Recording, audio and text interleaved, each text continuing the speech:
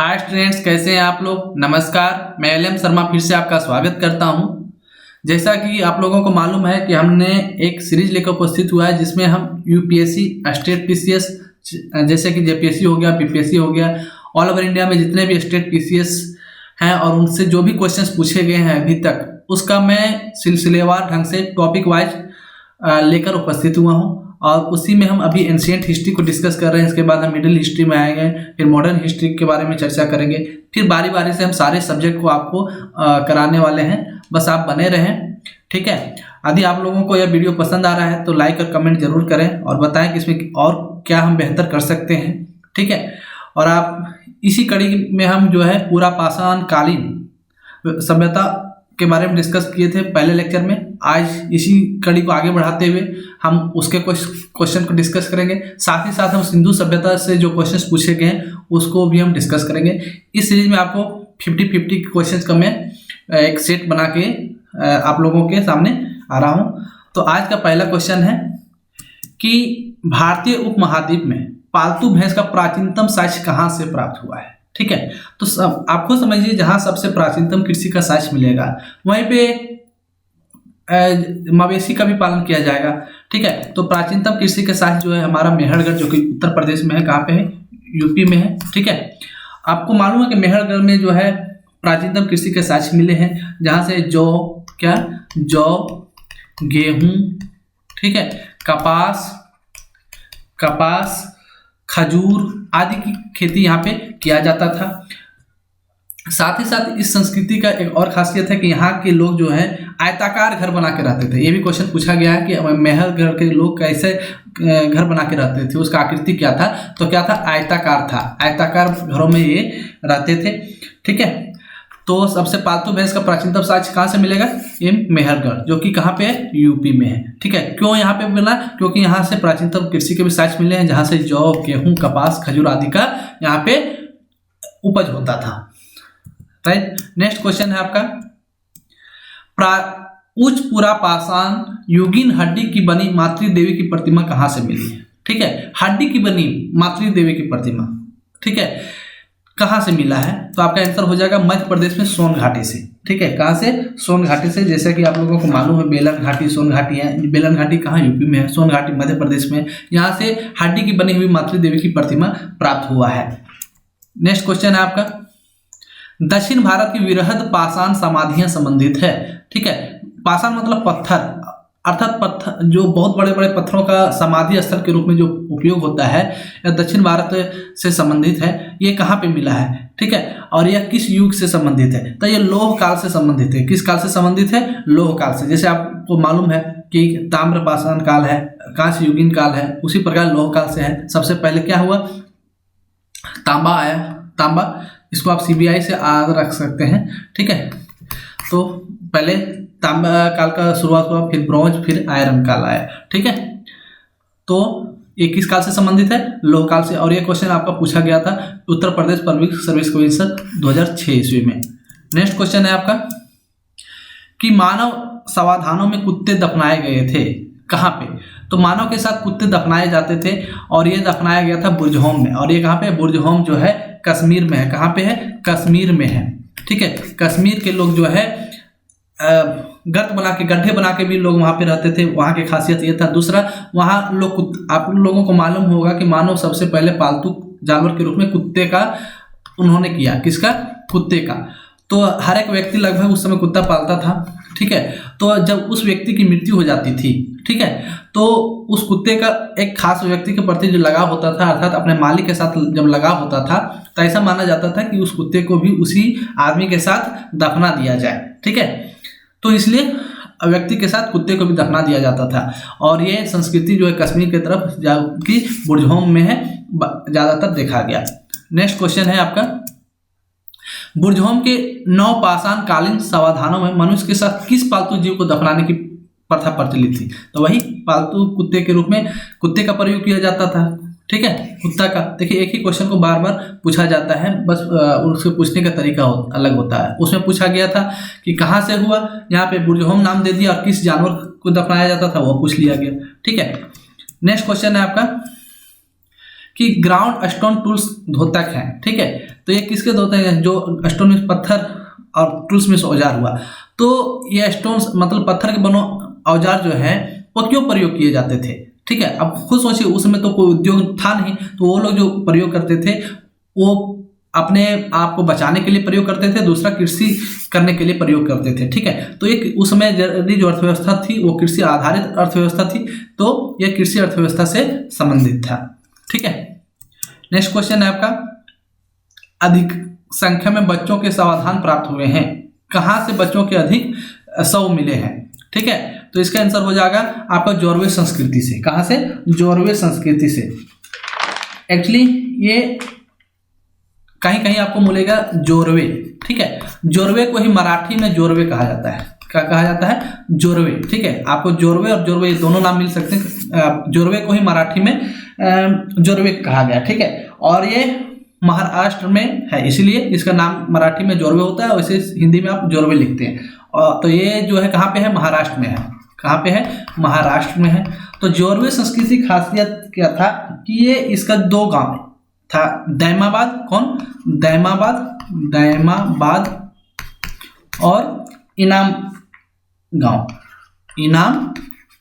ये दो गांव थे, जिसमें से दैमाबाद इसका सबसे बड़ा गांव था, ये सबसे बड़ा था।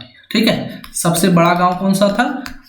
दैमाबाद, सबसे बड़ा गांव। देखिए, जितने भी यहाँ पे पॉइंट में डिस्कस कर रहा हूँ, कहीं ना कहीं आपको उससे मिलते जुलते क्वेश्चन मिलेंगे, इसलिए सारे जितने भी क्वेश्चंस पूछे जा सकते हैं क्वेश्चन से, उन सारे क्वेश्चन को भी मैं यहाँ पे डिस्कस करता हूँ। ठीक है, ताकि आपके लिए सहूलियत हो जाए और कैसे क्वेश्चंस बन पाएंगे ये भी क्लियर हो जाए।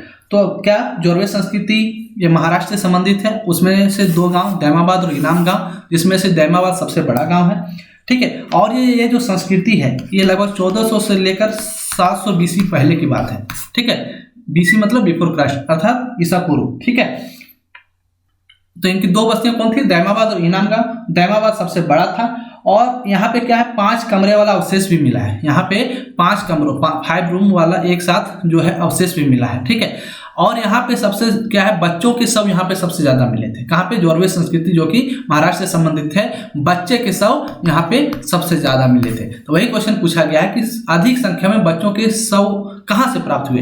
तो ये एक्चुअली आपसे यहाँ से पूछ सकता था, ऑप्शन में आपको दैमाबाद या इनाम गांव दे सकता था, वो भी सही होगा, लेकिन वो दोनों ना देकर सीधा यहाँ पे किस संस्कृति में है? तो वो जोरवे संस्कृति से। जैसे कि आपको बताया था कि आहाड़ी संस्कृति होता है, अलग अलग संस्कृति है, आमरी संस्कृति, उसी प्रकार से एक जोरवी संस्कृति है।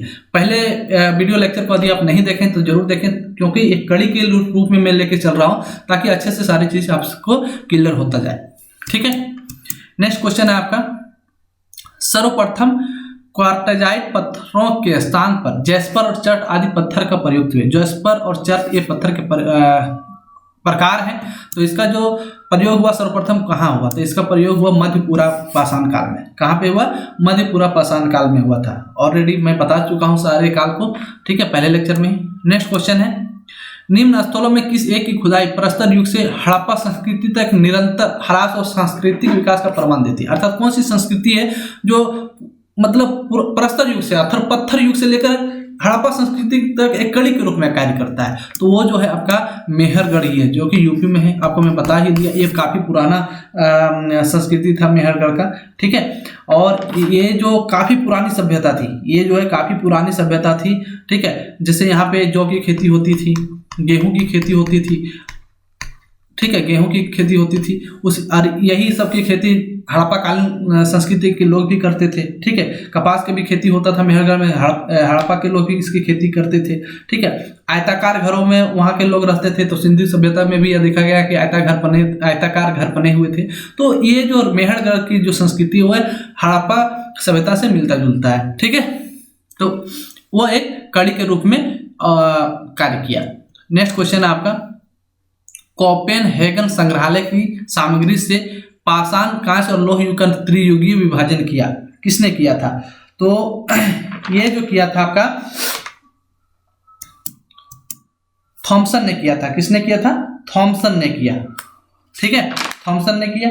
और ये जो कोपेनहेगन जो है ये डेनमार्क की राजधानी है। कहाँ की है? कोपेनहेगन जो है डेनमार्क की राजधानी है और ये काफ़ी एक विकसित शहर है। इसको नंबर 1 दर्जा भी मिल चुका है, ठीक है, इसकी स्वच्छता पे, इसकी संस्कृति पे। और यहाँ एक बहुत बड़ा संग्रहालय भी है, ठीक है, यहाँ पे जिसे हम कोपेनहेगन संग्रहालय के रूप में जानते हैं, जहाँ से अभी तक कांस्य युगीन, पाषाण युगीन, लोह युग की सारी वस्तुएं को वहाँ पे समेट के रखने की कोशिश किया गया है। तो उसी को 3 युगों के रूप में विभाजन करने का कार्य किया था थॉमसन ने। किसने किया? थॉमसन ने, ठीक है। नेक्स्ट क्वेश्चन है आपका कि उत्खनित प्रमाणों के अनुसार पशुपालन का प्रारंभ हुआ था। उत्खनन के प्रमाण के आधार पर पशुपालन का प्रारंभ कहाँ हुआ था? यह क्वेश्चन पूछा गया था आपका यूपी पीसीएस 2006 में, ठीक है। तो ये आपका हुआ मध्यपाषाण काल में। पहले ही बता चुका कि पशुपालन जो है हमारा मध्यपाषाण काल में ही शुरू हो गया। वहां से लोग व्यवस्थित कृषि करना शुरू कर दिए थे, समुदाय में अर्थात सोसाइटी बना कर रहना शुरू कर दिए थे, ठीक है। तो ये मध्यपाषाण काल में ये सब शुरू हो चुका था। नेक्स्ट क्वेश्चन है आपका मध्यपाषाणिक प्रसंग में पशुपालन के प्रमाण जहां मिले वह स्थान कहाँ है? तो वह स्थान आदमगढ़ है। देखिए ऑप्शन के अनुसार आपको देखना पड़ेगा कि कौन सा है। तो मेहरगढ़ भी रहता तो वो भी ऑप्शन होता, यहाँ पे आदमगढ़ आंसर होगा, ठीक है। क्या होगा? आदमगढ़। ये मध्य प्रदेश में कहाँ पे है? आदमगढ़ जो है आपका मध्य प्रदेश में है। मध्य प्रदेश के होशंगाबाद एक डिस्ट्रिक्ट है। कौन सा? होशंगाबाद, ठीक है। होशंगाबाद डिस्ट्रिक्ट में ये पाया जाता है। कौन? और यह इसका इतिहास जो है 20,000 साल पुराना है। कितना? 20,000 साल पुराना। और यही कारण है कि यहाँ से क्वेश्चंस पूछा गया, ठीक है। ये संस्कृति कितनी पुरानी है? 20,000 साल पुरानी है, ठीक है। सिंधु सभ्यता से भी पहले की सभ्यता है। सिंधु सभ्यता कितना है? 1750 से 2500 ईसा पूर्व पहले की बात है, लेकिन ये 20,000 साल पहले की घटना है। कौन? ये आदमगढ़ की जो संस्कृति है, यहाँ की जो उत्खनन के आधार पर जो मिला है, ठीक है। नेक्स्ट क्वेश्चन है आपका कि निम्नलिखित में से किस स्थल में हड्डी के उपकरण प्राप्त हुए? कहाँ से हड्डी के बने हुए उपकरण औजार प्राप्त हुए हैं? तो ये हुआ था महदहा से। कहाँ से? महदहा से मिला है। महदहा के बारे में ऑलरेडी मैं बता चुका हूँ पहले लेक्चर में, ठीक है। कहाँ से मिला है? महदहा से हुआ है। नेक्स्ट क्वेश्चन है आपका हड्डी से निर्मित आभूषण भारत में मध्यपाषाण काल के संदर्भ में प्राप्त हुए। कहाँ से प्राप्त हुआ है? तो वहीं महदहा से हड्डी से बने हुए मिले थे। तो एक ही क्वेश्चन को बार बार देखिए पूछा गया है, तो मैं बस एक ही क्वेश्चन को रिपीटेड करने का भी मतलब है ताकि आप समझ सकें कि क्वेश्चन को किस प्रकार से पूछा जाता है, ठीक है, राइट। नेक्स्ट क्वेश्चन है कि खाद्यान्नों की कृषि सर्वप्रथम प्रारंभ हुई थी, ठीक है। खाद्यान्न से संबंधित जो है कृषि सर्वप्रथम कहाँ पे प्रारंभ हुई थी और किस युग में प्रारंभ हुई थी? तो नवपाषाण काल में ही कृषि जो है खाने पीने के लिए जो कृषि करने की जो प्रथा थी, प्रचलन था, वो शुरू हो चुका था, ठीक है। नेक्स्ट है भारत में मानव का सर्वप्रथम साक्ष्य कहाँ मिलता है? तो आपको मैं बताया कि ये नर्मदा घाटी में मिलता है, नर्मदा घाटी के ही बगल में, ठीक है। खोपड़ी मिला था जो 70,000 साल पुराना है। कितना? 70,000 साल पुराना उस मानव कंकाल की खोपड़ी है। और ये कहाँ पे मिला? आपका नर्मदा घाटी में के नेक्स्ट क्वेश्चन है आपका मानव द्वारा सर्वप्रथम प्रयुक्त अनाज था, तो वह जौ था। क्या था? जौ को सर्वप्रथम मानव लोग प्रयोग में लाए थे। नेक्स्ट क्वेश्चन है आपका नवदा टोली का उत्खनन किसने किया था? नवदा टोली का उत्खनन किसने किया था? ये क्वेश्चन बार बार देखिए रिपीटेड है। तो सबसे पहले नवदा टोली कहाँ पाया जाता है? तो ये मध्य प्रदेश में पाया जाता है। कहाँ पे पाया जाता है? और इसका उत्खनन करने का कार्य किया था HD संकलिया ने, ठीक है। किसने किया था? HD संकलिया ने किया था। और ये मध्य प्रदेश में नर्मदा के दोनों तरफ है। नर्मदा मान लीजिए नदी है, तो इसी के दोनों तरफ ये नवदा टोली का संस्कृति फैला हुआ था, ठीक है। आप लोगों को मालूम है, एक चीज सोचने की कोशिश कीजिए कि क्या रे यानी कोई भी संस्कृति हो, चाहे सिंधु घाटी सभ्यता हो या कोई भी जो सभ्यता है या संस्कृति जो होता है, नदियों के किनारे ज़्यादा बसे होते हैं, ठीक है। या फिर आप देखिए जो भी बड़े बड़े शहर हैं आपको नदी के किनारे मिलेंगे। तो उसके पीछे रीजन ये था कि पहले लोग, बोरिंग तो था नहीं, कुआं खोदने वगैरह की व्यवस्था थी नहीं, तो वो जब नदी के किनारे जब रहते थे तो उसे क्या पीने के लिए जल मिल जाता था, कृषि करने के लिए जल मिल जाता था। क्योंकि आप जानते हैं कि हवा तो हर जगह उपस्थित है, मिट्टी हर जगह उपस्थित है, रहने के लिए जल जो है हर जगह उपस्थित नहीं है। तो जहाँ सब जल की उपलब्धता अच्छे से होगी वहाँ लोग ज़्यादा पहुँचेंगे। तो सबसे पहले कोई भी संस्कृति का जो विकास हुआ नदियों के किनारे ज़्यादा हुआ है, यही कारण है, ठीक है। तो ये नदी के किनारे जो नर्मदा घाटी के दोनों तरफ ये नवदा टोली पाया जाता है जो कि मध्य प्रदेश में है। और इसकी जो खुदाई किया था किसने किया था? उत्खनन का कार्य HD संकलिया ने किया था। और यह पूरा पाषाण काल से ही लेकर 18वीं सदी तक इसका संस्कृति जो है, इसमें आप वहाँ पे देख सकते हैं नवदा टोली का जो संस्कृति है ये आपको पूरा पाषाण काल से समझ सकते हैं, पूरा पाषाण काल से लेकर 18वीं सदी तक, ठीक है, 18वीं सदी तक इसको आप देख सकते हैं। और इसका खुदाई जो हुआ था 1950 में हुआ। कब हुआ? 1950 ईस्वी में हुआ। किसने किया? एच डी संकलिया ने किया, ठीक है। अवशेष के रूप में यहाँ क्या देखा गया कि यहाँ के घर जो है आयताकार रूप में है। किसने हैं? आपको पहले भी बताया कि नवदा टोली में जो घर है वो कैसा है? आयताकार रूप में पाया गया। साथ ही साथ ये 3 फीट का परिधि वाले वृत्ताकार घर भी यहाँ पे मिले। 3 फीट के वृत्त, मान लीजिए इस प्रकार के वृत्ताकार घर भी बने जिसका जो व्यास है वो 3 फीट है। कितना है? 3 फीट है, ठीक है। तो अर्थात आपसे क्वेश्चन ऐसा भी पूछा जा सकता है किस जगह से आयताकार और वृत्ताकार घर दोनों मिले हुए हैं, तो वो नवदा टोली में। कहाँ पे है? मध्य प्रदेश में है, ठीक है। इसकी खुदाई किसने की थी? एच डी संकालिया ने। कब किया था? 1950 ईस्वी में, राइट। नेक्स्ट क्वेश्चन है आपका, नवदा टोली किस राज्य में अवस्थित है? देखिए एक ही क्वेश्चन को दोबारा, ये मध्य प्रदेश में है। नेक्स्ट क्वेश्चन है, विरहत पाषाण स्मारकों की पहचान की गई। कहाँ से इसकी पहचान की गई? तो ये जो विरहत पाषाण स्मारक थे, मतलब पत्थर के बने बने जो बड़े बड़े स्मारक थे, उसकी पहचान की गई है कि मृतक को दफनाने के स्थान के रूप में इसका प्रयोग किया जाता था, ठीक है। जहाँ लोग मरते थे वहीं पर उसे पत्थर के रूप में, उसे आग करने के रूप में उसका किया जाता था। तो इसका जो प्रयोग किया गया मृतक को दफनाने के रूप में से किया जाता था। नेक्स्ट क्वेश्चन है आपका, राख का टीला निम्नलिखित किस नवपाषाणिक स्थल से संबंधित है? राख का टीला, ये पिछले लेक्चर में भी बताया था। ये जो है आपका संगनकल्लू संस्कृति से है, ठीक है। संगनकल्लू से ये मिला है राख का टीला, ठीक है, जो कि नवपाषाण काल से ही संबंधित है यह स्थल। और ये आपका कर्नाटक में है। कहाँ पे है? कर्नाटक में है, ठीक है, कर्नाटक में है। जो किस जिले में? कर्नाटक के बेल्लारी जिले में। कर्नाटक के बेल्लारी जिले में आपका संगनकल्लू नामक स्थान है, ठीक है। और यहाँ जो है 1884 में, कब? 1884 ईस्वी में उत्खनन का कार्य हुआ। कब हुआ? 1884 ईस्वी में उत्खनन का कार्य हुआ। और यहाँ पर एक पहाड़ी पर क्या हुआ, बहुत सारे शैल चित्र, मतलब कि पत्थरों में बहुत सारे चित्र उकेरे गए थे, ठीक है। मानव का, वृषभ मतलब सांड का, ठीक है, पशु पक्षियों का, तारों का यहाँ पे चित्र उकेरा गया था। कहाँ? उस पत्थर पर, ठीक है। साथ ही साथ यहाँ पे वृत्ताकार झोपड़ी भी मिला है और राख का टीला हुआ मिला। राख का टीला का कारण यह था क्योंकि यहाँ पे कृषि भी होती थी। जो कौन सा था? जौ और चना का यहाँ पे खेती हुआ, ठीक है। खेती करने के लिए आप लोग को मालूम है कि मवेशी अर्थात जानवर की भी आवश्यकता होगी, तो वहाँ पे लोग पशुपालन भी करते थे। वो पशुपालन से वो क्या करते थे, जलावन के अलावे भी जो गोबर बच जाता था वो पोंगल के दिन में, ठीक है, जो कि मकर संक्रांति के दिन मनाया जाता है, उस दिन वो एक जगह इकट्ठा करके जलाते थे। और यह जो है प्रचलन के रूप में हर एक वर्ष ऐसा होता था। और एक ही जगह बार बार जब वो जलाया जाता था तो वहाँ बहुत बड़ा एक क्या हुआ, एक राख का टीला बन गया, ठीक है। राख का ढेर बनता गया और वो एक टीले के रूप में हुआ। तो ये राख का टीला आपका कहाँ हुआ? संगनकल्लू में, ठीक है। कहाँ पे? संगनकल्लू में, ठीक है, राइट। और ये कहाँ से? दक्षिण भारत से संबंधित है। आप देखेंगे पिछले क्लास में वहां से क्षेत्र पूछा था, दक्षिण क्षेत्र से, ठीक है। अब वही स्थान पूछ दिया गया। तो ये सारी चीज को जो फैक्ट है आप अच्छे से समझते हुए चलेंगे ना, तो कभी भी आपको क्वेश्चंस हार्ड नहीं लगेंगे, ठीक है। और इसी के माध्यम से आप समझ पाएंगे कि क्या पढ़ना और क्या छोड़ना है और क्वेश्चंस कहाँ से पूछे जाते हैं। नेक्स्ट क्वेश्चन है आपका, भीमबेटका किसके लिए प्रसिद्ध है? देखिए यहाँ से बार बार क्वेश्चन पूछा जाता है। भीमबेटका जो है मध्य प्रदेश में, और यहाँ गुफाओं के शैल चित्र है। क्या है? गुफाओं के शैल चित्र है। भीमबेटका जो है इसे भीम निवास भी कहा जाता है। क्या? भीम निवास, ठीक है, भीम निवास। महाभारत का जो भीम है, ऐसा माना जाता है कि भीम यहाँ कुछ दिन आके रुका था, इसलिए इसका नाम भीम निवास भी रहा है। आपसे ये भी पूछा जा सकता है भीम निवास कहाँ है, तो वो भी आपका मध्य प्रदेश में होगा, ठीक है। या भीमबेटका किसके लिए प्रसिद्ध है, यहाँ क्वेश्चन पूछा जा सकता है। भीम निवास किसके लिए प्रसिद्ध है, तो गुफाओं के शैल चित्र के लिए प्रसिद्ध है। और यह 12,000 वर्ष पुरानी, कितना? 12,000 वर्ष पुरानी सभ्यता है, संस्कृति है। कौन सा? ये भीमबेटका का, ठीक है। और ये किस डिस्ट्रिक्ट में है? ये मध्य प्रदेश के रायसेन में है। कहाँ पे? रायसेन एक डिस्ट्रिक्ट है, वहीं पे ये है।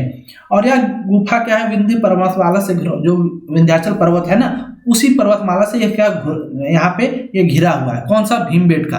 ये भी पूछा जा सकता है भीमबेटका जो है किस पहाड़ी या किस पर्वतमाला से घिरा हुआ है, तो विंध्य से, किससे? विंध्य से। ठीक है, और यह नवपाषाण काल से संबंधित है। यह भी पूछा जा सकता है कि भीमबेटका किस काल से संबंधित है, तो नवपाषाण काल से। ठीक है, नवपाषाण काल से। ठीक है, नवपाषाण काल से संबंधित है। और इसके दक्षिण में सतपुड़ा पहाड़ी है। भीमबेटका के दक्षिण में जो है आपका सतपुड़ा पहाड़ी है। क्या है? सतपुड़ा पहाड़ी है। सतपुड़ा पहाड़ी है। इसकी खोज जो है भीमबेटका की ये 1957-58 में जो है हुआ था, और ये किया था डॉक्टर विष्णु श्रीधर ने। किसने किया था? ये वेरी वेरी इंपॉर्टेंट है। भीमबेटका की खोज किसने की थी? तो डॉक्टर विष्णु श्रीधर ने, इनका नाम था डॉक्टर विष्णु श्रीधर। ठीक है, और यहाँ पे ये भी देखा गया कि यहाँ पे लाल, इस जो भीमबेटका का शैल चित्र है इसमें लाल और हरे रंग का ज्यादा प्रयोग किया गया है। ये भी पूछा जा सकता है कि भीमबेटका की गुफाओं में किस रंग का सबसे ज्यादा प्रयोग किया गया है, तो लाल और हरे रंग का प्रयोग वहां पे ज्यादा किया गया है। ठीक है, और यहाँ पे लगभग 500 गुफाएं हैं। कितनी गुफाएं हैं? 500 गुफाएं हैं। और यही कारण है कि यहाँ से बार बार क्वेश्चन पूछे जाते हैं, क्योंकि ये भीमबेटका अपने आप में एक बहुत वृहद संस्कृति को समेटे हुए हैं। ठीक है, और यही कारण है कि 2003 ईस्वी में यूनेस्को द्वारा इसमें विश्व धरोहर घोषित किया गया। तो आप देख सकते हैं यहीं भीमबेटका से कितने प्रकार के क्वेश्चंस बन सकते थे। क्या कि इसको यहाँ पे कितनी गुफाएं, तो 500 गुफाएं। इसकी खुदाई कब हुई थी?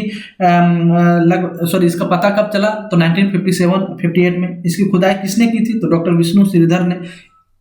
यहाँ के शैल चित्रों में किस रंग का सबसे ज्यादा प्रयोग हुआ है? तो लाल और हरे रंग का सबसे ज्यादा प्रयोग हुआ। भीमबेटका के दक्षिण में कौन सी पहाड़ी है? तो सतपुड़ा पहाड़ी है। ठीक है, यह कौन से पर्वतमाला से घिरे हुआ है? तो यह विंध्याचल पर्वत की पर्वतमाला से घिरा हुआ है। यह किस काल से संबंधित है? तो यह नवपाषाण काल से संबंधित है। किस जिले में है? तो मध्य प्रदेश के रायसेन जिले में है। इसकी संस्कृति 12,000 वर्ष पुरानी है। ठीक है, भीमबेटका को हम भीम निवास से भी जानते हैं। तो इतने प्रकार के क्वेश्चन सबसे पूछे जा सकते हैं। ठीक है, तो आप बस इस सीरीज को देखते चलेंगे तो आपका एंशिएंट हिस्ट्री भी साथ ही साथ आपका कंप्लीट होता चला जाएगा। अलग से पढ़ने की जरूरत भी नहीं है। ठीक है, नेक्स्ट क्वेश्चन है आपका, भारत में किस शिलाश्रय से सर्वाधिक चित्र प्राप्त हुआ है? ठीक है, देखिए वही क्वेश्चन आपको रिपीट करके पूछ दिया है, तो वही आंसर हो जाएगा भीमबेटका। ठीक है, क्योंकि यहाँ कितनी गुफाएं थी? लगभग 500 गुफाएं हैं। ठीक है, 500 गुफाएं हैं। ठीक है, शिलाश्रय मतलब क्या होता है? शिला का आश्रय, जहां शिला का घर, पत्थर का घर को हम शिलाश्रय कहते हैं। तो किस स्थान से सबसे ज्यादा पत्थर के घर अर्थात गुफाएं मिली हैं? गुफाएं कहाँ बनता है? पत्थर में ही बनता है। तो ये कहाँ पे? भीमबेटका में। ठीक है, नेक्स्ट क्वेश्चन आपका, भीमबेटका की गुफाएं कहाँ स्थित है? देखिए आपको बताया ना कि आपका ये अब्दुल्लागंज अर्थात ये जो है आपका रायसेन डिस्ट्रिक्ट का नाम है। कहाँ पे? मध्य प्रदेश में। ठीक है, मध्य प्रदेश के रायसेन डिस्ट्रिक्ट में अब्दुल्लागंज है, वहीं पे ये भीमबेटका, इसे भीम निवास के भी नाम से जानते हैं। तो यहाँ से बार बार क्वेश्चंस पूछे जाते हैं। नेक्स्ट क्वेश्चन आपका कि गौरिक मृदभांड अर्थात ओसीपी का नामकरण हुआ था। ठीक है, ओसीपी का नामकरण हुआ था, तो ये हस्तिनापुर। देखिए एक्चुअली गौरिक मृदभांड जो है, ओसीपी जो है, ये लगभग 2400 से लेकर 1800 BC पहले की घटना है। यहाँ पहले का संस्कृति है, पहले की सभ्यता है। यहाँ ये जो मिला है गौरिक मृदभांड। ठीक है, और इसका नामकरण हुआ था, और यह गंगा यमुना दोआब के बीच में ये पाया जाता है। आपको मालूम है कि ये जो हस्तिनापुर है, हस्तिनापुर दिल्ली वाले क्षेत्र को जनरली हस्तिनापुर, महाभारत काल में भी आपको मालूम है हस्तिनापुर में ही जो घर था किसका? कौरवों का। ठीक है, पांडव लोग वहीं पे रहते थे, तो ये दिल्ली वाले क्षेत्र को हम हस्तिनापुर कहते हैं।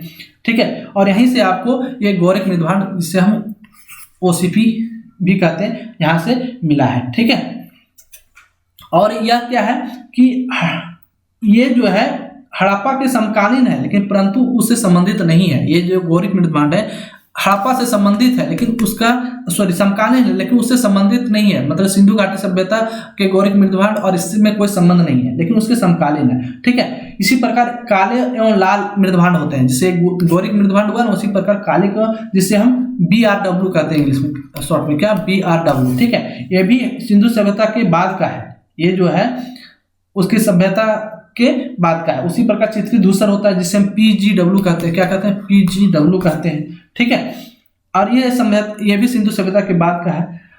तो ये जो गौरिक मृदभांड है, ये आपका हस्तिनापुर अतरंजी खेड़ा दोनों पूछा जा सकता है आपका, हस्तिनापुर भी ऑप्शन में रह सकता है या फिर अतरंजी खेड़ा, क्या अतरंजी खेड़ा, ठीक है, दोनों ऑप्शन में रह सकता है से संबंधित है। और यहाँ की और खासियत क्या है कि यहाँ गेहूं और जौ के भी साक्ष्य मिले हैं, यहाँ इस गेहूं और जौ के भी खेती होते थे, ठीक है। तो इसका नामकरण कहाँ हुआ, हस्तिनापुर में, ये ऑप्शन में नहीं रहे तो अतरंजी खेड़ा भी ऑप्शन में रह सकता है। नेक्स्ट क्वेश्चन है आपका, ताम्रश्म काल में अर्थात ताम्र पाषाण काल में महाराष्ट्र के लोग मृतकों को घर के फर्श के नीचे किस तरह रख के दफनाते थे, महाराष्ट्र के लोग, ठीक है। तो ये जो दफनाते थे उत्तर से दक्षिण की ओर, अभी भी देखते हैं हिंदू जो संस्कृति है, जो प्रचलन है, उसमें व्यक्ति को उत्तर से दक्षिण की, जब मरने के बाद उसका सिर उत्तर की तरफ कर दिया जाता है, उत्तर की तरफ सिर होता है, उसका जो पैर होता है वह दक्षिण की तरफ होता है, ठीक है। और ये काफी पुरानी सभ्यता है, प्रचलन है, ताम्रकाल से ही यह चलता आ रहा है। तो महाराष्ट्र के लोग मरने के बाद उसका सर किधर, उत्तर दक्षिण की ओर रखते थे, अर्थात सर उत्तर की तरफ, पैर दक्षिण की तरफ। नेक्स्ट क्वेश्चन है आपका, निम्नलिखित में से किस स्थल से मानव कंकाल के साथ कुत्ते का कंकाल भी समाधान के रूप में प्राप्त हुआ है। जैसे आपको बताया कि बुर्जहोम जो कश्मीर के लोग थे वो अपने साथ कुत्ते को भी पालते थे और वो गड्ढे में घर बना के रहते थे। तो बुर्जहोम के लोग जो है मानो वहाँ पे जो है कुत्ते के रूप में कुत्ते भी पाए गए उनके दफनाने के जगह में। नेक्स्ट क्वेश्चन है आपका, भारतीय पुरातत्व सर्वेक्षण निम्नलिखित अर्थात विभागों मंत्रालयों में किसका संलग्न कार्यालय है, ठीक है। ये जो है आपका संस्कृति मंत्रालय से संबंधित है, अर्थात जो भारतीय पुरातत्व सर्वेक्षण का जो विभाग है यह संस्कृति मंत्रालय से भी जुड़ा हुआ है, ठीक है। और आपको बताया है कि भारतीय पुरातत्व सर्वेक्षण इसकी जो स्थापना हुई थी 1861 में हुआ था। कब हुआ था, डेट भी पूछा गया, 1861 में, ठीक है। किसने किया था, तो ये किया था सर अलेक्जेंडर कनिंघम ने। किसने किया था, सर अलेक्जेंडर, ठीक है, अलेक्जेंडर कनिंघम ने, ठीक है, कनिंघम ने। किसके कार्यकाल में किया था, तो कैनिंग के कार्यकाल में किया था, कैनिंग के कार्यकाल में, लॉर्ड कैनिंग था ना, उसके कार्यकाल में किया था। और अभी इसमें लगभग 24 मंडल है। कितने मंडल है, 24 मंडल है। तो आपसे क्वेश्चन पूछा जा सकता है भारतीय पुरातत्व सर्वेक्षण की स्थापना कभी 1861 में किसने किया, तो सर अलेक्जेंडर कनिंघम ने किया। किसके कार्यकाल में किया था, तो कैनिंग, लॉर्ड कैनिंग के कार्यकाल में किया था। वर्तमान में इसमें कितने मंडल है, तो 24 मंडल है। यह किस विभाग से संलग्न है अर्थात जुड़ा हुआ है, तो संस्कृति कार्यालय से संस्कृति विभाग मंत्रालय से यह संबंधित है। नेक्स्ट क्वेश्चन है आपका, रॉबर्ट ब्रूस फूट संबंधित थे। ये देखिए क्वेश्चन बार बार पूछा गया है। तो ये पुरातत्व थे, भूवैज्ञानिक थे, ठीक है, उत्खनन में इनका रुचि था। नेक्स्ट है कि एक ही कब्र से 3 मानव कंकाल निकले हैं। कहाँ से, कौन सा जगह है जहां से एक ही जगह 3 मानव कंकाल हुआ, तो वो दमदमा से। कहाँ से, दमदमा से हुआ है, ठीक है। दमदमा के बारे में पिछले लेक्चर में ही आपको बता चुका हूं, ठीक है। तो यहां से जो है एक ही साथ 3 शव मिले हैं, 3 कंकाल मिले हैं, राइट। नेक्स्ट क्वेश्चन है आपका, उस स्थल का नाम बताइए जहां से प्राचीनतम अस्थायी जीवन के प्रमाण मिले हैं, ठीक है। कहाँ से प्राचीनतम अस्थायी जीवन की शुरुआत हुई, तो वो मेहरगढ़। आपको बताया कि यहाँ पे गेहूं, जौ, कपास, खजूर आदि का खेती होता था। चावल के प्राचीनतम साक्ष्य भी मिले हैं यहाँ पे, जो कि उत्तर प्रदेश में है, ठीक है। तो अर्थात यहाँ कृषि जो विकसित रूप से होती थी। तो कृषि आदमी कब करेगा, कृषि तो 1-2 दिन का खेल नहीं है कि 1-2 दिन किए और निकल गए, ठीक है, खाना बदोशी वाला जीवन जी के, ऐसा तो है नहीं। कृषि वहीं के लोग करेंगे जो अस्थायी जीवन जिएंगे, ठीक है, क्योंकि किसी भी फसल को उपजाने के लिए कम से कम 3 से 4 महीने का समय लगता है, ठीक है। तो ये कृषि जब देखा कि कृषि को उपजाने में 3 से 4 महीने, फिर लोगों ने घर बनाना शुरू किया, फिर वहीं पे लोगों को मन लग गया और अस्थायी जीवन व्यतीत करने लगे, ठीक है। तो क्या होगा इसका आंसर, मेहरगढ़ होगा। नेक्स्ट क्वेश्चन है आपका, निम्नलिखित में से किसको चालकोलिथिक युग कहा जाता है, तो चालकोलिथिक युग जो है नवपाषाण युग को कहा जाता है। किसको कहा जाता है, नवपाषाण युग। मतलब इस समय जो है तांबे का प्रयोग होना शुरू हो गया था। और ये तांबे जो है, ये जो आपका राजस्थान में आपको मालूम है खेतरी में तांबा ज्यादा होता है, तो जो दक्षिणी पूर्वी राजस्थान है वहां पे इसका ज्यादा इसका प्रभाव था। और उस समय उस जगह का नाम आहार, ठीक है, आहार संस्कृति भी आपको बताया था, जिसका मुख्य स्थल क्या था, मुख्यालय कह लीजिए वो गिलुंद था। क्या था, गिलुंद। यहाँ से क्वेश्चन पूछा गया था, ठीक है। उसी प्रकार नेवासा चंदौली जो कि महाराष्ट्र में, वहां पे भी ताम्रपाषाण काल के बहुत सारे अवशेष मिले हैं। इनाम गांव जो है इसकी सबसे बड़ी बस्ती थी। और यहाँ ताम्रपाषाण काल में क्या है, लोग समुदाय बनाकर रहना शुरू कर दिए थे, पशुपालन करना शुरू कर दिए थे, कृषि करना शुरू कर दिए थे। अनाज के रूप में ये लोग गेहूं, चावल, बाजरा, मसूर, उड़द, मूंग आदि भी उपजाना शुरू कर दिए थे। जानवर में ये भेड़, बकरी, गाय, भैंस, सुअर, ऊंट और वृषभ का भी लोग पालन करते थे और इसे धार्मिक रूप में जोड़ते थे। ये धार्मिक दृष्टिकोण से सबसे महत्वपूर्ण था। आपसे पूछा जा सकता है चालकोलिथिक युग में कौन सा पशु धार्मिक दृष्टिकोण से सबसे महत्वपूर्ण है। ठीक है, ऑप्शन में यदि आपको दे दे भेड़, बकरी, गाय और वृषभ, तो वृषभ सबसे महत्वपूर्ण होगा। ठीक है, लेकिन ये लोग जो है घोड़ा से परिचित नहीं था। आपसे पूछा जा सकता है कि चालकोलिथिक युग में किस जानवर से लोग परिचित नहीं थे, तो घोड़ा से ये लोग परिचित नहीं थे, घोड़ा से परिचित नहीं थे। ये चीज को आप ध्यान में रखेंगे। ठीक है, नेक्स्ट क्वेश्चन है आपका, निम्न में से किस एक पुरास्थल से पाषाण संस्कृति से लेकर हड़प्पा सभ्यता तक के सांस्कृतिक अवशेष प्राप्त हुए हैं? आपको मैं पहले ही बता दिया, मेहरगढ़, पहले भी ये क्वेश्चन रिपीटेड था। ठीक है, तो एक ही क्वेश्चन को बार बार तरीके से पूछा जाता है। ठीक है, नेक्स्ट क्वेश्चन है, गर्द आवास के साक्ष्य मिले हैं। देखिए बुर्जहोम में आपको मैं बताया जो कि कश्मीर में है, वहां पे लोग गड्ढे बना, गर्द आवास मतलब गर्द मीन्स होता है गड्ढा, क्या होता है? ठीक है, गड्ढा होता है अर्थात गड्ढे में लोग घर बना के रहते थे। ठीक है, जो कि बुर्जहोम कहाँ है? कश्मीर में, तो वहीं से इसका साक्ष्य मिला है। नेक्स्ट क्वेश्चन है आपका, विंध्य क्षेत्र के किस शिलाश्रय से सर्वाधिक मानव कंकाल मिले हैं? ठीक है, सर्वाधिक मानव कंकाल मिले हैं तो आपका लेखिया, कौन सा? लेखिया, जो कि कहाँ पे है? मध्य प्रदेश में है। यहां से सर्वाधिक मानव कंकाल मिले हैं। नेक्स्ट क्वेश्चन है आपका, इंदिरा गांधी राष्ट्रीय मानव संग्रहालय कहाँ पे है?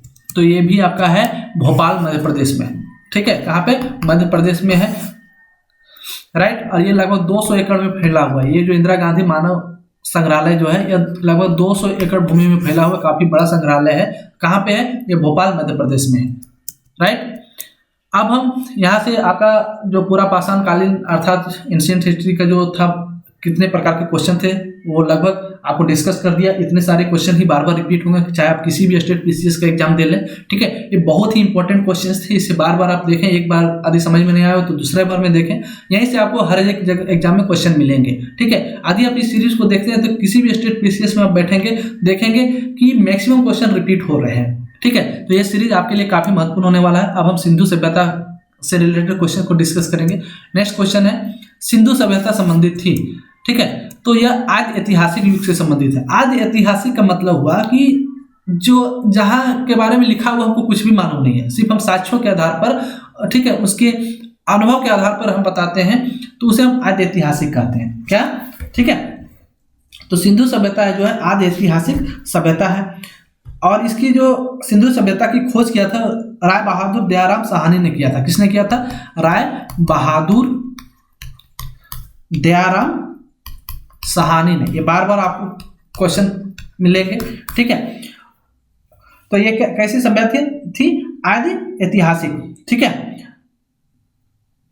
अर्थात यहाँ पे कुछ भी लिखा, अर्थात इतिहास की पहले की बात है। इतिहास किसे कहते हैं? ठीक है, इति मतलब वित्तीय मतलब बीती हुई कहानी को हम इतिहास कहते हैं। बीती हुई कहानी मतलब कुछ ना कुछ तो लिखित रूप में होगा ना, लेकिन आदि ऐतिहासिक युग में क्या है, कुछ भी लिखित रूप में प्रमाण के रूप में नहीं मिला है। बस हम उत्खनन के आधार पर, साक्ष्यों के आधार पर हम बता पाते हैं कि इसका ऐतिहासिक युग क्या रहा होगा। नेक्स्ट क्वेश्चन है आपका, मोहनजोदड़ो एवं हड़प्पा की पुरातत्विक खुदाई के प्रभारी कौन थे? ठीक है, ये क्वेश्चन बार बार पूछा गया है विभिन्न स्टेट पीसीएस के एग्जाम में, एसएससी के भी एग्जाम में यहाँ से पूछा गया है। तो इसके जो पुरातत्विक खुदाई के प्रभारी थे वो सर जॉन मार्शल थे। कौन? सर जॉन मार्शल थे। किसका? मोहनजोदड़ो एवं हड़प्पा के। ठीक है, लेकिन उत्खननकर्ता के रूप में पूछा जाए तो दयाराम साहनी हड़प्पा के हो गए, मोहनजोदड़ो के रखालदास बनर्जी होंगे। कौन होंगे? रखालदास बनर्जी, राइट। और 1921 में जो है, 1921 में आपका हड़प्पा का खुदाई किया गया। और 1922 में आपका मोहनजोदड़ो, ठीक है, इसकी खुदाई किया था। हड़प्पा के उत्खननकर्ता कौन थे? दयाराम साहनी। और मोहनजोदड़ो के थे रखालदास बनर्जी। ठीक है, हड़प्पा जो है आपका पाकिस्तान का जो मोंटोगरी जिला जो है ना वहां पे है, जबकि मोहनजोदड़ो जो है पाकिस्तान का सिंध प्रांत का जिला है। यहाँ से भी क्वेश्चन पूछा गया था कि मोहनजोदड़ो किस प्रांत से संबंधित है, तो पाकिस्तान का जो सिंध प्रांत है अर्थात वहां से संबंधित है पाकिस्तान में एक लारकाना जिला है, उसी जिले में ये मोहनजोदड़ो का स्थान है। नेक्स्ट क्वेश्चन है आपका, सिंधु घाटी सभ्यता को खोज निकालने में जिन दो भारतीयों का नाम जुड़ा है। ठीक है, तो देखिए सिंधु घाटी सभ्यता में जनरली दो स्थान हड़प्पा और मोहनजोदड़ो काफी महत्वपूर्ण है, और ये जो संबंधित है इनसे रखालदास बनर्जी और दयाराम साहनी। आपको पता है रखालदास बनर्जी जो है आपका किसकी, मोहनजोदड़ो की, और रखालदास बनर्जी जो है सॉरी दयाराम साहनी जो है आपका हड़प्पा की, किसका, हड़प्पा का उत्खनन का कार्य किया था। हड़प्पा कब खोदा गया, पहले हड़प्पा खोदा गया कब, 1921 में। बार बार बता रहा हूँ, मोहनजोदड़ो की खोज उत्खनन कब किया गया, 1922 ईस्वी में। ठीक है, नेक्स्ट क्वेश्चन है आपका, हड़प्पा का उत्खनन करने वाले प्रथम पुरातत्व जो इसके महत्व को नहीं समझ पाया था। ठीक है, और ये जो है क्वेश्चन पूछा गया था और इसका आंसर होगा ए कनिंघम।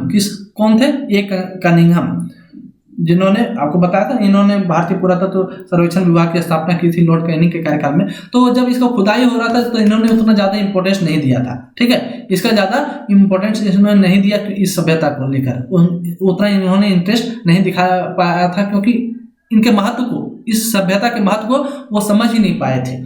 ठीक है, नेक्स्ट है कि निम्नलिखित में से कौन हड़प्पा और मोहनजोदड़ो के उत्खनन से संबंधित है। ठीक है, इसके संबंधित है तो वही रखालदास बनर्जी और दयाराम साहनी। नेक्स्ट क्वेश्चन है आपका कि चुंदड़ों के उत्खनन का निर्देशन किया था, चुंदड़ों के उत्खनन का निर्देशन किसने किया था, तो निर्देशन अर्थात डायरेक्टर के रूप में कार्य किया था J.H. मैके ने। किसने किया था, J.H. मैके ने। लेकिन उत्खननकर्ता जो थे वो गोपाल मजूमदार थे। कौन थे, गोपाल मजूमदार। दोनों चीज आपको ध्यान में रखना, गोपाल मजूमदार। ठीक है, और इसका जो वर्ष है, खुदाई वर्ष, वो 1953 है। कब है, 1953 ईस्वी है। ठीक है, और ये जो है राजस्थान, चुंदड़ो जो है आपका राजस्थान में है। इसका जो क्षेत्र है राजस्थान में एक हनुमानगढ़ जिला है, वहीं पे आपका चुंदड़ो है। कहाँ पे, राजस्थान में चुंदड़ो। आपसे पूछा जा सकता है राजस्थान कहाँ पे है, सॉरी चुंदड़ो किस स्थान में है, गुजरात वाले स्थान में है, राजस्थान में, पंजाब में, तो ये राजस्थान वाले क्षेत्र में है चुंदड़ो। ठीक है, इसकी खुदाई का कार्य किया था 1953 में। इसके उत्खनन करता थे गोपाल मजूमदार और इसका निर्देशन किया था J.H. मैके ने।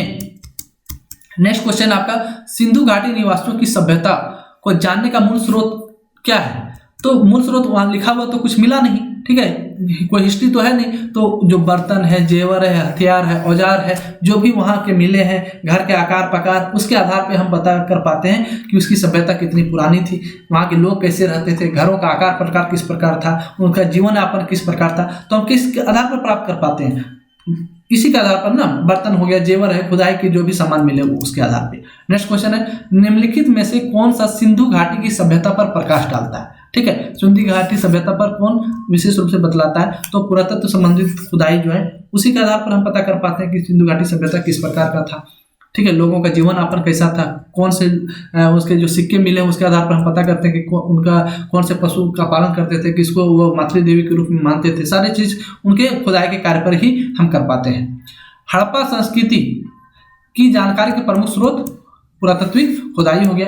नेक्स्ट क्वेश्चन है आपका, मोहनजोदड़ो निम्नलिखित में कहाँ पर स्थित है। देखिए आपको बताया था कि जगह पूछ सकता है, उसके उत्खननकर्ता पूछ सकता है, डायरेक्टर पूछ सकता है, स्थान पूछ सकता है, कहीं से भी क्वेश्चन पूछ सकता है। ठीक है, क्वेश्चन ऐसे ही पूछे जाते हैं। तो मोहनजोदड़ो निम्नलिखित में कहाँ पे है, तो ये जो है पाकिस्तान के सिंध प्रांत में, जो कि वहाँ एक लारकाना जिला है, पाकिस्तान में एक लारकाना जिला है। ठीक है, लारकाने जिले में आपका मोहनजोदड़ो है।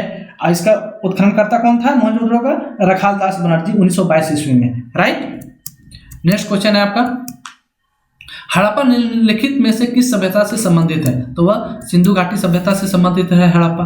और ये क्वेश्चन पूछा गया Madhya Pradesh public service commission में, कब, 1990 ईस्वी में। कब, 1990 ईस्वी में। तो यही सब क्वेश्चन बार बार रिपीट होते रहते हैं। नेक्स्ट क्वेश्चन है आपका, रंगपुर जहाँ हड़प्पा की समकालीन सभ्यता थी, यह कहाँ पे, तो सौराष्ट्र अर्थात गुजरात वाले स्थान को हम, गुजरात में काठियावाड़ जिला है। कौन सा, गुजरात का में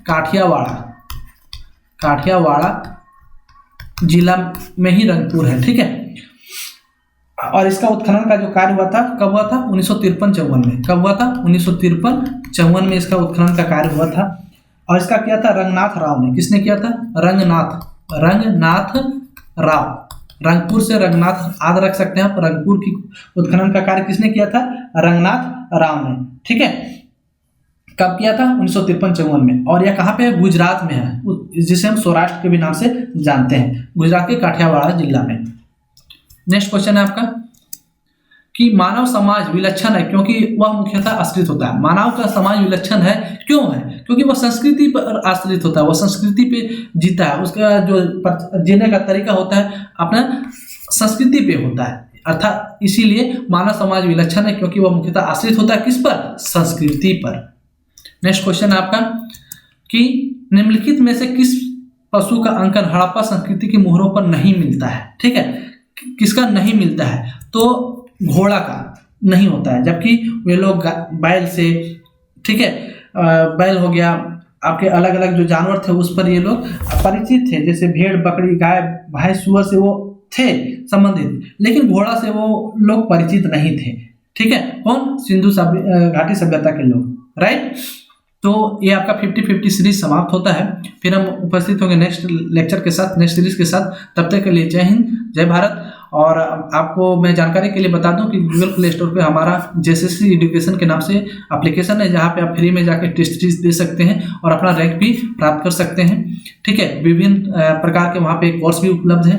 आप दिए गए नंबर पर कॉल या व्हाट्सएप के माध्यम से जानकारी प्राप्त कर सकते हैं, राइट। तो आज के लेक्चर में इतना ही। थैंक यू, जय हिंद, जय भारत।